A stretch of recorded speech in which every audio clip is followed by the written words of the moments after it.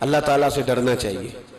ہمیں سامنے والے کی طرف دیکھ کر صحیح ہونے کا حکم نہیں ہے، ہمیں اپنی اصلاح کا حکم ہے. اپنی طرف دیکھ کے اپنے آپ کو ٹھیک کرنے کا. الزام لگا کے گزر جانا اس کا کوئی مطلب.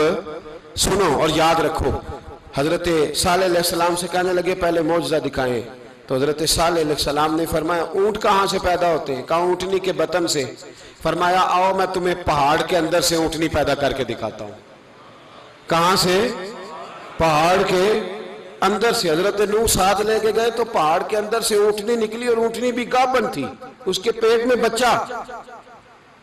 اور اونٹنی اتنا دودھ دیتی تھی کہ ساری بستی دودھ پی جاتی تھی، پھر بھی دودھ بچ جایا کرتا تھا.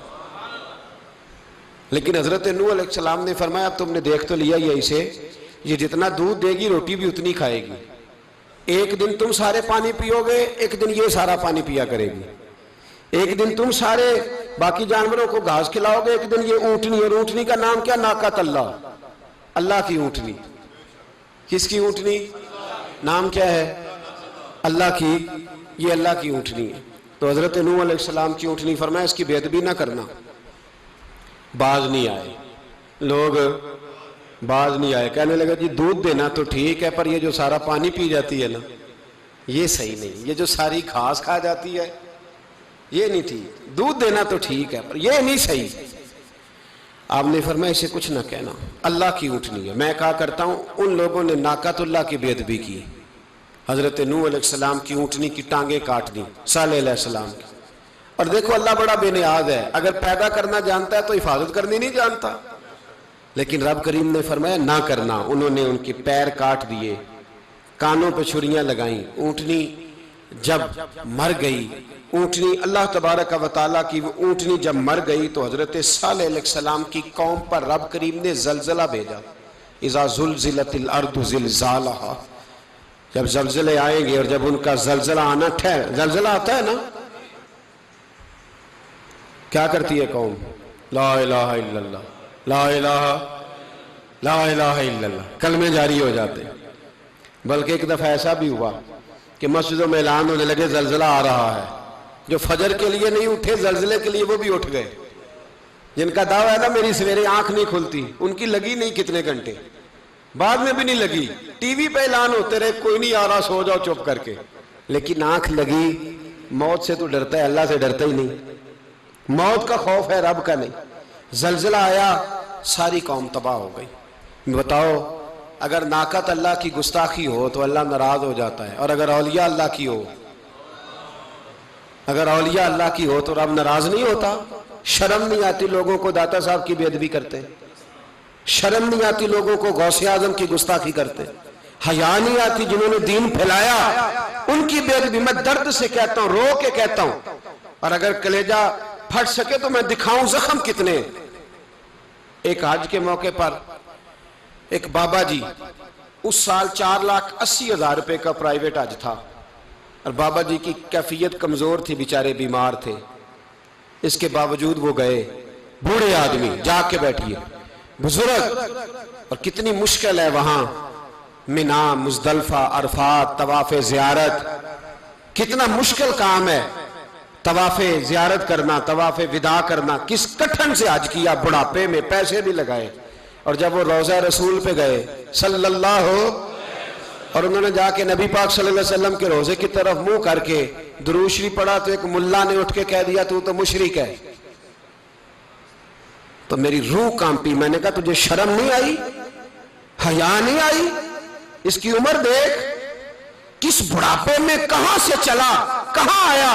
یہ مشرک ہوتا تو کسی مندر میں جاتا، یہ مشرک ہوتا تو کسی گرجے میں جاتا. یہ مشرک نہیں، یہ مومن ہے. اور یہ وہ والا مومن ہے جس کے سینے میں دل جب دھڑکتا ہے تو خالی دھڑکتا نہیں، ساتھ وہ محمد عربی پہ درود و سلام بھی پڑھتا ہے. شرم نہیں آتی لوگوں کو؟ اتنی بڑی گستاخی کرتے. جو روضہ رسول پہ آیا مشرک ہے. میں نے جو ایک مولوی کو صاف صاف کہا تھا، میں نے کہا اگر میں مشرک ہوں تو نکالو، مشرک کا داخلہ تو یہاں ویسے ہی منع ہے. شرم نہیں آتی؟ اپنی زبان کا ایک پاس کرو کچھ.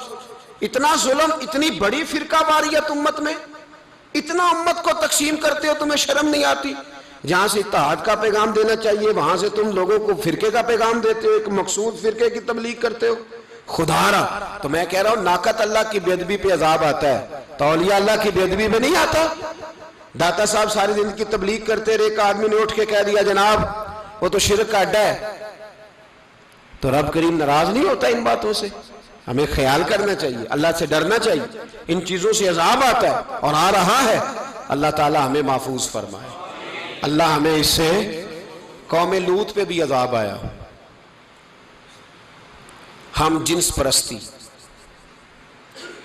مرد مردوں سے بدکاری کرتے.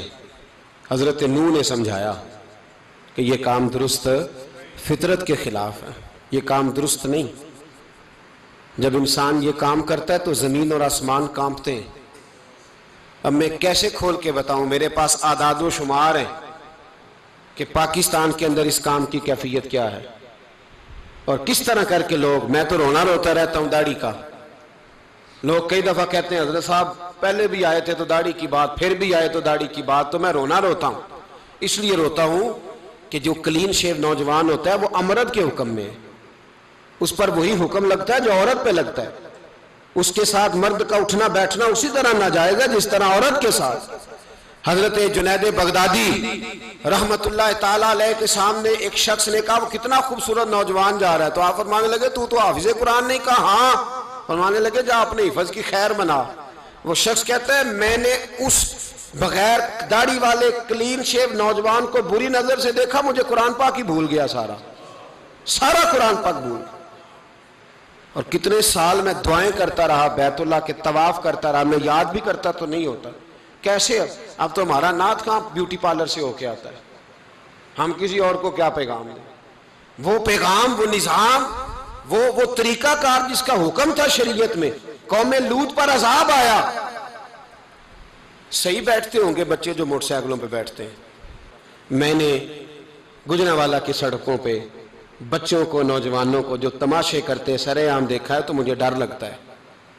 اور کوئی روکنے والا نہیں, شغل ہو رہا ہے, ہنس رہے ہیں, اور سامنے عورتیں بھی ہیں, سب ہو رہا ہے. کتنی تکلیف کی بات.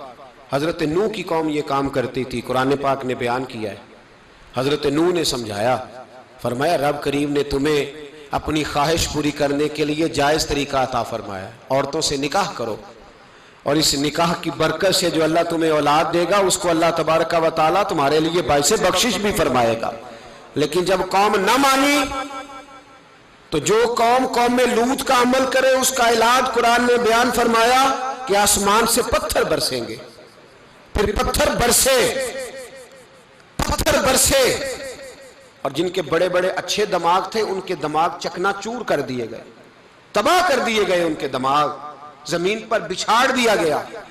اللہ مہلت دیتا ہے, لیکن اس کا مطلب یہ نہیں کہ انسان توبہ ہی نہ کرے. حضرت شعیب علیہ السلام کی قوم پر بھی عذاب آیا, اس لیے کہ بددیانتی کرتی تھی, ناپ تول میں کمی کرتی تھی. میں نے کہا تھا شب قدر کی رات کہ یہ کوئی تماشا ہے کہ شب رات آئی تو ساری رات روتے رہے, یا اللہ معاف کر دے, یا اللہ معاف کر دے, رو رو کے چیخے مار مار روئے.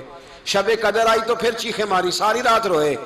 تو جس بندے کا پروگرام ہی نہیں سویرے بدلنے کا, دکان پہ بیٹھ کے پھر وہی ناپ تول میں کمی, پھر وہ اللہ تعالیٰ معاف کرے. میں ایک مضمون پڑھ رہا تھا تو وہ فوڈ کے اسپیشل لوگ میں لکھا تھا مہربانی کرو ملاوٹ ہی اچھی چیز کی کر لو, مرچ میں کیری تو نہ ملاؤ اینٹوں کی, وہ تو بیمار کرتی ہے, وہ تو خون کی آنتوں کو روک دیتی ہے. وہ کہنے لگا, اور وہ کہتا ہے میں تمہیں بتاتا ہوں کون کون سی چیز ملائی جا سکتی ہے, وہ ملا لو. خدا را اس قوم پہ رحم کرو, مہربانی. ایک دوست ہے ہمارے, میں وزیر آباد میں ان کے گھر بیٹھا تھا تو ایک میڈیکل, میرا کسی شخص پہ اعتراض کرنے کا میں مجموعی بات کرتا ہوں. میں ایسے ڈاکٹروں کو جانتا ہوں جو اللہ تعالیٰ فضل کرے سچ مچ کے نیک ہیں, اچھے لوگ. تو بچے کا میڈیکل سٹور ہے, تو والد بیمار ہو گیا, تو کہتا ہے ابا جی ڈاکٹر صاحب نے کہا آپ کو ڈرپ لگنی ہے. تو سگے باپ کو ڈرپ لگانے لگا, تو باپ کیا کہتا ہے پتر تیری مہربانی مینو کوئی اصلی لائی, اور نہ لائیں جڑی لوکاں نو لانا ہے. اب وہ پیار سے سنا رہا ہے بات.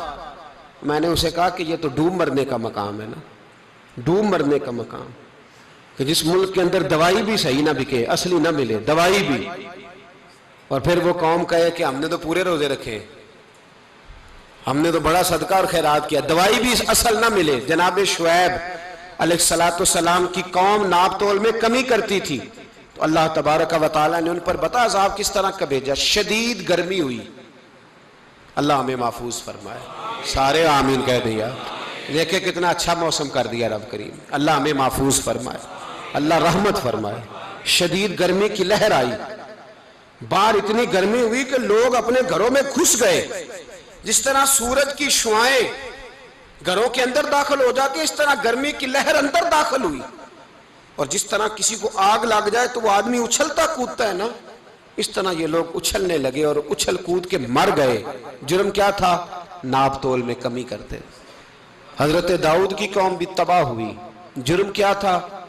हफ्ते वाले दिन मछलियां नहीं पकड़नी तो ये पकड़ते थे। हुक्म है ना मुसलमान को नमाज के टाइम कोई और काम नहीं करना, नमाज पढ़नी है। तो मेरा ख्याल है मुसलमान तो फटाफट आ जाते हैं, सारे ही पहुंच जाते हैं ना मस्जिदों में। हल्का हल्का बोल रहे हैं आप, क्यों नहीं पहुंचते? अगर हजरत सैयद, और पता है उन्हें सजा क्या मिली? अल्लाह ने फरमाया इस टाइम इबादत करनी है, काम नहीं करना, वक्त नहीं है काम का। उन्होंने मछलियां पकड़ी, 12,000 लोग थे। पता है मालिक ने सजा क्या दी? बंदर बना दिया अल्लाह करीम। कुरान मजीद का पहला सिपारा पढ़े, फजअलनाहा नकालन लिमा बैना यदैहा व मा खल्फहा। अल्लाह फरमाते हैं पिछलों के लिए भी इबरत बना दिया, बाद वालों के लिए भी इबरत, निशाने इबरत बना दी। बंदर बन गए। और जो उनके दोस्त जो बच गए थे उनके पैर चूमते थे, रोते थे। 3 दिन बंदर बन के जिंदा रहे। फिर अल्लाह ने सबको इज्तिमाई मौत दे दी। तो अगर मुसलमान से अल्लाह कहे कि नमाज के टाइम कारोबार नहीं, जुमे के टाइम कारोबार, तो मुसलमान कहता है नहीं मुझे मोहलत मिली हुई है। ये तो उस वक्त पता चलता है ना जब बच्चे ड्यूटी लगाते, हाँ हाँ हाँ अजाब आता है, उस वक्त पता चलता है। मैंने देखा ये मंजर, उस वक्त पता चलता है जब बच्चे किसी मुलाजम 6,000 के की ड्यूटी लगाते, कहते हैं अब्बे का ध्यान रखना, हम दुकान पे बैठने लगे। फिर उसे समझ आती है अगर मैं नमाज के टाइम मस्जिद में होता तो आज मेरी औलाद मेरी खिदमत में होती। मैं नमाज के टाइम मस्जिद नहीं गया तो बच्चों ने 6,000 का मुलाजिम बिठाया है, अब्बा जी का ख्याल रख, एक नर्स बुलाई है, तू ख्याल रख। किधर होते हैं मुसलमान नमाज के टाइम?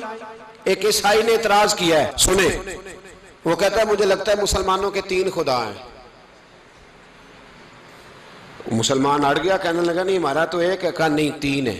माज़अल्लाह अस्तगफिरुल्लाह, हमारा एक है। कहने लगा नहीं मैं साबित करता हूं, एक तुम्हारा खुदा 5 नमाजों का है, एक रमजान का है, एक ईद का है। लगता है माज़अल्लाह ईद वाला ज्यादा तगड़ा है, तुम ज्यादा आते हो। रमजान वाला लगता है उससे कुछ कमजोर है, तुम थोड़े आते हो। और 5 नमाजों वाला शायद सबसे कमजोर है। बात अकल की है कि नहीं? उसने इतराज ठीक किया। तो मुसलमान को चाहिए ना ख्याल करे। एक यहूदी ने लिखा था, उसने कहा था जिस दिन मुसलमानों की तादाद फजर की नमाज में उतनी हो गई जिस दिन जुमे जितनी जुमे में होती है, उस दिन ना कोई यहूदी साजिश करेगा ना कोई ईसाई तलवार निकालेगा। शर्त यह है कि ये उसी तरह फजर पढ़ने आए जिस तरह जुमा पढ़ने आते हैं। तो फिर कोई शख्स भी इनको किसी जगह शिकस्त दे सकता तो अपने हमारे गुनाह हमें परेशान करते हैं।